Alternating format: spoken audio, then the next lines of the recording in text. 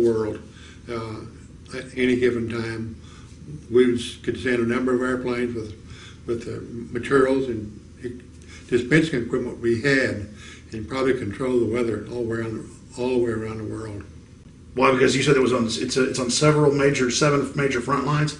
Well, there are only from 5 to 7 major troughs around the world at any given time, and they undulate just like ocean waves, move back and forth and back and forth. And at any time, there's a front associated with those where all the thunderstorms are located. And with having a few airplanes, a couple of airplanes at the right place, you could run down that line of thunderstorms and do whatever you wanted to with them. This is out of the June 1974 Science magazine.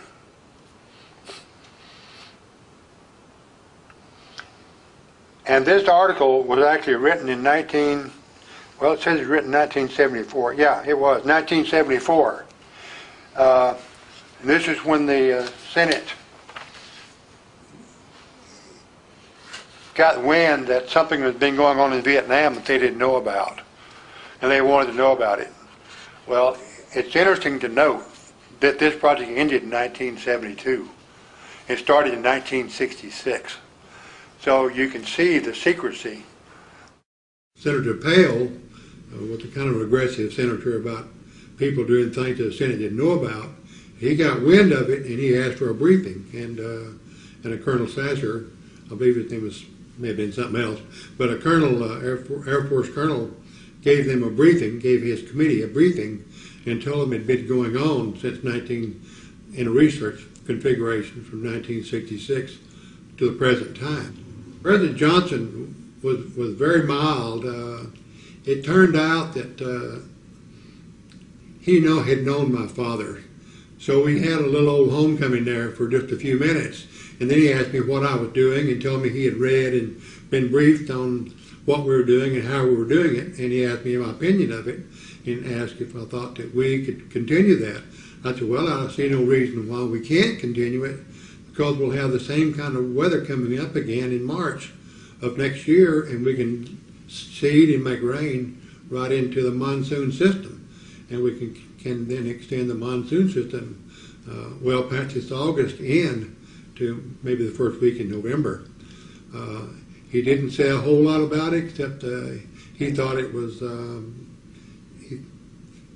he thought it was real weird, if you will, that people could take a little weather modification and change the whole climate of the country.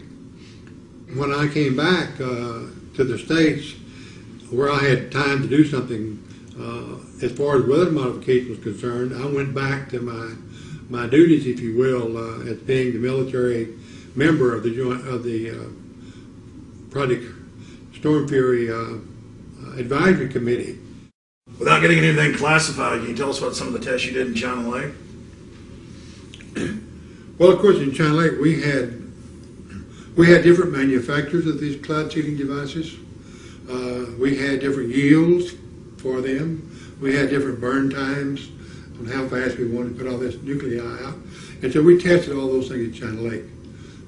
We'd pick a cloud out in the middle of the desert out there. We had 100 miles test range out there that belonged to the weapons center. And we'd just pick a thunderstorm and go do what we wanted to with it. By 1969, we had all the latest state-of-the-art equipment in a number of airplanes, and we also had aircraft equipped with dispensing equipment to put silver iodide into a hurricane. The hypothesis for how to do this had been developed by Dr. Joanne Simpson, and her husband, Dr. Robert Simpson, was the director of Project Storm Fury for a number of years.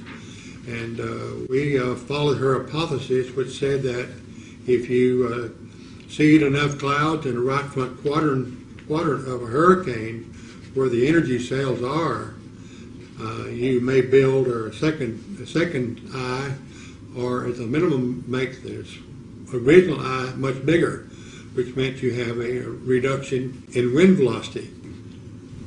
Tell us again Mr. Livingston, Ben, just exactly who Mr. Simpson is. Dr. Simpson, at the time Project Storm Fury started, he was the head of the United States Weather Bureau.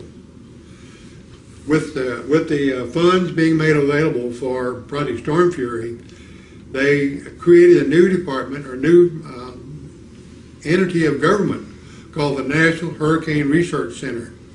And Dr. Simpson, Dr. Bob Simpson, was the director of that group. So he's preeminent. He is preeminent, and his wife Joanne, I attended a ceremony for her induction into the National Center for Atmospheric Research Laboratory Wall of Fame last summer, in which her name was placed on the wall as one of the 5 preeminent scientists in the nation in the 20th century. That's his wife Joanne, who was the head of Project Storm Fury for the 2 years. I worked with her for those 2 years. And they're saying right here that this is conclusive. Yes. So why aren't we saving people hundreds of billions of dollars and thousands of lives? This needs to be implemented. This book, Hurricane Watch here, is very important because it's written by a person who's the former director of the National Hurricane Center. So he's had worlds of experience in the research in these things. And I might add that I took Dr. Bob Sheets on his first airplane ride into a hurricane in 1964. But he has documented a number of things that are important to the subject we're talking about, in which he's described every storm, the background of those storms, what was done to them, and the results. He's also described Dr. Bob Simpson. He says, all in all, Bob Simpson undoubtedly has had more impact on hurricane research and forecasting than any other single person. And I might add the second most important person in this direction or this field is his wife, Dr. Joanne Simpson. Ben, what do you say to the folks that say, oh, well, if you mess with a hurricane, that might cause some unintended consequence? You know, as if that energy has to go somewhere. Doesn't it just dump into the ocean as cold water? It may just spread out and blow across the ocean. It may not go anywhere where anyone cares. And there's certainly going to be, if there are going to be unintended consequences, you would know within an hour after you'd seeded a hurricane, you would know that something is not going right. We have to go do something different before it causes damage. So you'd have days to be adjusting. You'd have days. The way we plan on doing it, we'd only have 2 days. We'd only work on a hurricane. Well, this is a pretty exact science now, from Vietnam to the hurricanes you did earlier. Seems like, I mean, you guys know how to knock them out. Well, for the operation we hoped to get last fall, I wrote a flight plan for every flight. How far they would go, how many partakers they would take, and statistically, how many nuclei they needed to dispense. How many tons of nuclei would it have taken? You said 2 airplanes, but how many tons of nuclei would it have taken? How many airplanes to knock out Rita or Katrina? You don't measure these partakers in terms of tons. You measure them in terms of half pounds. So a cloud seeding device with 14 grams of silver iodide mixture in it that produces 10 to the 13 nuclei per gram weighs about 1/3 of a pound.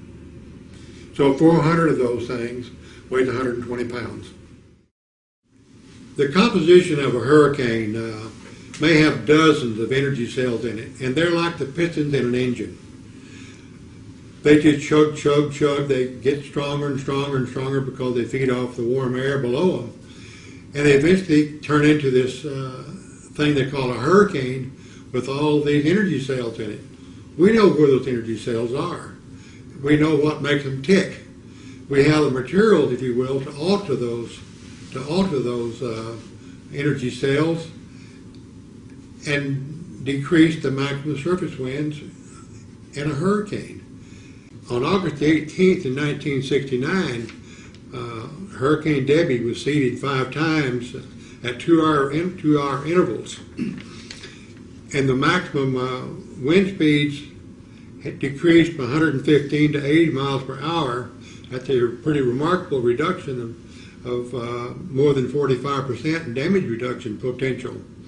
The storm was left alone on the 19th, and on the 20th went back and seeded that cloud the second time and decreased the winds again to just under 100 miles per hour, or about 24% more damage reduction potential.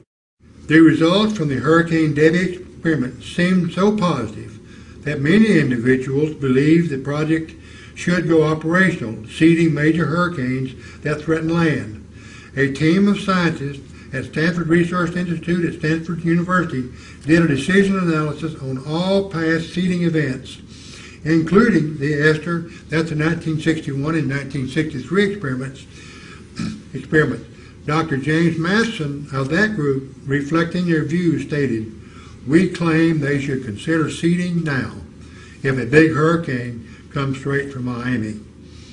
These scientists said the government may have to accept responsibility for not seeding and thereby exposing the public to higher probabilities of severe storm damage and possible higher death tolls. A number of people, scientists if you will, who didn't necessarily endorse applications engineering in these storms. They thought they needed more scientific data. They demanded that a third party investigate all of what Storm Fury had done. Stanford University was the party or the institution that did this study of the activity Project Storm Fury had done. In summary, the results of the Hurricane Debbie experiments seemed so positive that many individuals believe the project should go operational, seeding major hurricanes that threatened any landmass. And a team of scientists at Stanford Research Institute did a decision analysis on all past seeding events, including the ones in 1961, 1963. And Dr. Matheson from Stanford University, the head of the Research Institute, reported that the government may have to accept responsibility for not seeding and thereby exposing the public to higher probabilities of severe storm damage and possible higher death tolls. It's interesting that we were able to do that and have the results confirmed by Stanford University in 1969. Since 1947, the government has used the logic or reasoning that liability is a killer for weather modification. But that's not why Project Storm Fury was killed, and that's not why they aren't doing it now. In my opinion, the reason they're not doing it is well stated by a very senior official from the National Center of Atmospheric Research in Boulder, Colorado, and he says, even if a well-supported theory of hurricane modification existed, the potential legal aspects of weather modification on this scale argue strongly, in my opinion, against any such efforts. Just a few of the many possibilities include: A, the storm is not modified at all, but some people perceive that it is, get hurt, and sue the modifiers. The storm is modified according to theory, but still does significant damage, and some people blame the modification on the damage, even though the modification actually reduced the overall damage and impact.